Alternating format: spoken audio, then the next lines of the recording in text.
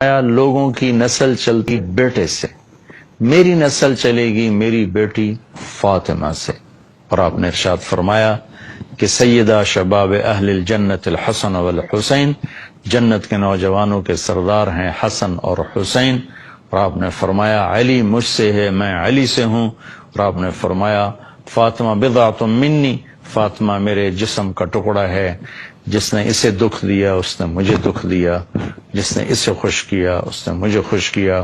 تو فرمایا فاطمہ تو اور میں، یہ دونوں یعنی حسن حسین اور یہ جو سویا ہوا ہے، ہم قیامت کے دن پانچوں اکٹھے ہوں گے۔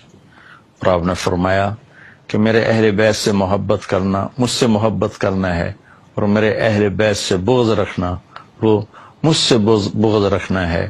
اور آپ نے فرمایا قیامت کے دن سارے رشتے ٹوٹ جائیں گے، لیکن میرا رشتہ میرے خاندان کے ساتھ باقی رہے گا اور میں ان کی سفارش ضرور کروں گا۔ اور آپ نے فرمایا کہ میرے اہل بیت کے بارے میں میرا خیال رکھنا، میرے اہل بیت کے بارے میں میرا خیال رکھنا۔ آگے عقیدہ طحاویہ جو اہل سنت والجماعت کا عقیدہ ہے، اس کی عبارت ہے نبغض من یبغضہم، جو اہل بیت سے بغض رکھتا ہے ہم اس سے بغض رکھتے ہیں، اور جو ان کو اچھے نام سے یاد نہیں کرتا ہم اس سے بھی۔ پھر آپ نے فرمایا کہ حسن اور حسین جنت کے نوجوانوں کے سردار ہیں، اور یہ اللہ کے محبوب کے خاندان کو نمایاں کرتی ہیں، بڑا کرتی ہیں۔ اور آپ نے فرمایا یا اللہ میں حسن حسین سے پیار کرتا ہوں، تو بھی ان سے پیار فرما، اور یا اللہ جو ان سے پیار کریں ان سے بھی پیار فرما، اور جو ان سے بغض رکھیں ان سے بغض رکھ، جو ان سے پیار کریں ان سے پیار کر۔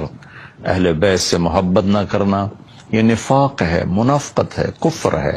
اہل بیت سے پیار کرنا ایمان ہے، ایمان کا کمال ہے، ایمان کا کمال ہے۔ جس گھر میں اللہ نے اپنے حبیب کو پیدا کیا، جس نبی کی گود میں ان کی اولاد پروان چڑھی، اگر ہم ان سے بغض رکھیں گے تو ہمارا ایمان کہاں چلا گیا؟ نہ ایمان ہے نہ ایمان رہے گا۔ ان کی محبت ہی اصل ایمان ہے، ان کی محبت ہی اصل ایمان ہے۔ ایک روایت یاد ہے کہ میرے نبی نے فرمایا جس نے میری اولاد میں سے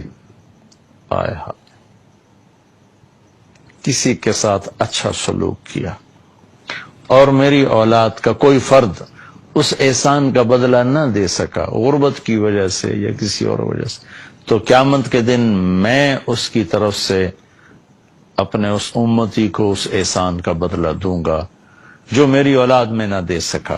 اس پر میں ایک واقعہ سنا دیتا ہوں۔ یہ ابن جوزی رحمت اللہ علیہ جیسے محدث نے اس واقعے کو نقل کیا ہے اپنی کتاب البر والصلہ میں، کہ ہرات میں ایک سادات فیملی تھی۔ وہ خاتون جوانی میں بیوہ ہو گئیں، بچیاں تھیں، تنگ دستی آئی تو انہوں نے سمرقند کی طرف ہجرت فرما لی، رزق کی معاش کی تلاش میں۔ وہاں پہنچی تو پوچھا کوئی یہاں سردار، کوئی سخی، چونکہ نووارد تھیں تو لوگوں نے بتایا کہ ایک تو یہاں مسلمان بڑا سردار ہے اور پورے علاقے کا رئیس ہے، اور ایک یہاں آگ کا پجاری آتش پرست ہے، وہ بھی بڑا رئیس، بڑا سخی مالدار ہے۔ تو انہوں نے سوچا کہ میں غیر مسلم کے پاس کیوں جاؤں۔ وہ مسلمان کے پاس گئیں اور اس سے فرمایا کہ میں آل رسول ہوں، پردیسن ہوں، میری بچیاں ہیں، مجھے ٹھکانہ بھی چاہیے، کھانا بھی چاہیے۔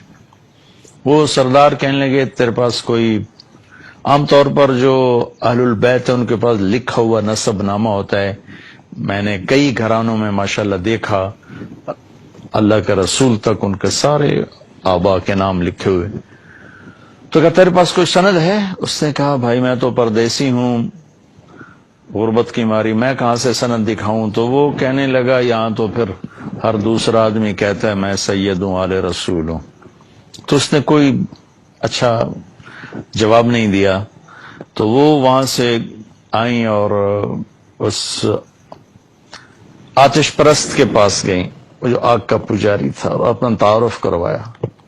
اس نے فوراً اپنی بیگم کو ساتھ بھیجا اور کہا کہ جاؤ ان کی بچیوں کو لے کر آؤ۔ جہاں انہوں نے کہیں ٹھہرایا ہوا تھا ان کو لے کر آئے، سرد رات تھی، ان کو کھانا کھلایا، سلا دیا۔ رات کو مسلمان سردار نے خواب دیکھا کہ اللہ تعالیٰ کے محبوب صلی اللہ علیہ وسلم جنت میں ایک خوبصورت سونے کا محل ہے، اس کے دروازے پر کھڑے ہیں۔ یہ عرض کرتا ہے یا رسول اللہ یہ محل کس کا ہے؟ تو آپ نے فرمایا یہ ایک مسلمان کا ہے۔ تو وہ کہنے لگے یا رسول اللہ مسلمان تو میں بھی ہوں۔ تو آپ نے فرمایا اپنے اسلام پر کوئی دلیل پیش کر، کوئی ثبوت پیش کر۔ تو وہ کانپ گئے۔ تو پھر اللہ کے نبی نے بہت غصے سے فرمایا کہ میرے گھر کی بچی تیرے دروازے پر چل کر آئی اور تو نے اس سے ثبوت مانگے کہ مجھے ثبوت دے، تو اہل بیت میں سے ہے، میری نظروں سے دور ہو جا۔ ان کی آنکھ کھولی تو ان کی چیخ و پکار، وہ ننگے سر ننگے پاؤں باہر نکل کے شور مچایا کہ وہ جو پردیسن خاتون تھی کہاں گئی؟ کہا جی وہ تو وہ لے گیا، وہ آتش پرست آگ کا پجاری لے گیا۔ وہ بھاگے اور جا کے اس کے دوڑ دوڑ دروازہ توڑا۔ وہ گھبرا کے باہر نکلا تو دیکھا تو وہ رئیس۔ کیا ہوا؟ کہا بھائی وہ جو تیرے پاس خاتون آئی ہیں بچیوں سمیت مجھے دے دو، وہ میرے مہمان ہیں۔ تو اس نے کہا حضور وہ میرے مہمان ہیں، آپ کے نہیں، میں آپ کو نہیں دے سکتا۔ وہ کہنے لگا مجھ سے 300 دینار لے لو۔ 300 دینار کوئی آج کا 60-70 لاکھ روپیہ بنتا ہے۔ کہ مجھ سے 300 دینار لے لو اور وہ خاتون بچیوں سمیت میرے مہمان بنا دو۔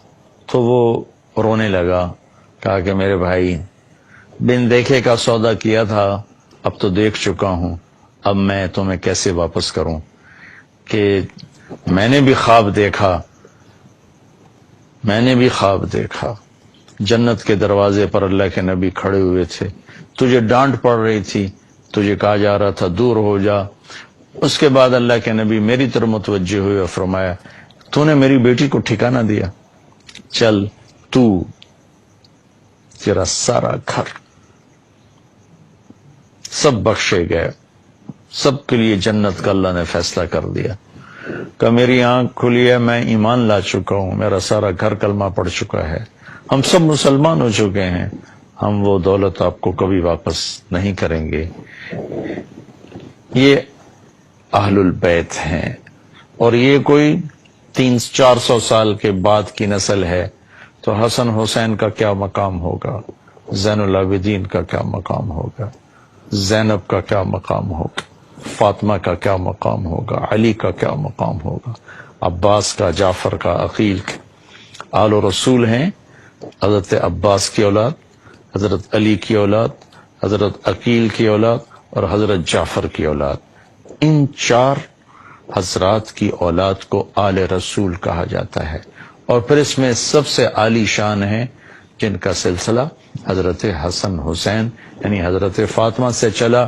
حضرت علی رضی اللہ تعالیٰ عنہ کے حضرت فاطمہ کے بعد آپ نے 7 شادیاں اور کی، ان سے بھی آپ کی اولاد ہے، وہ بھی اہل البیت ہیں چونکہ حضرت علی کی اولاد ہیں، ان پہ بھی صدقہ حرام ہے۔ لیکن جو مقام حسن حسین کو حاصل ہے جناب فاطمہ رضی اللہ تعالیٰ عنہ اور جناب رسول اللہ صلی اللہ تعالی وسلم کی نسبت، وہ اور کسی کو حاصل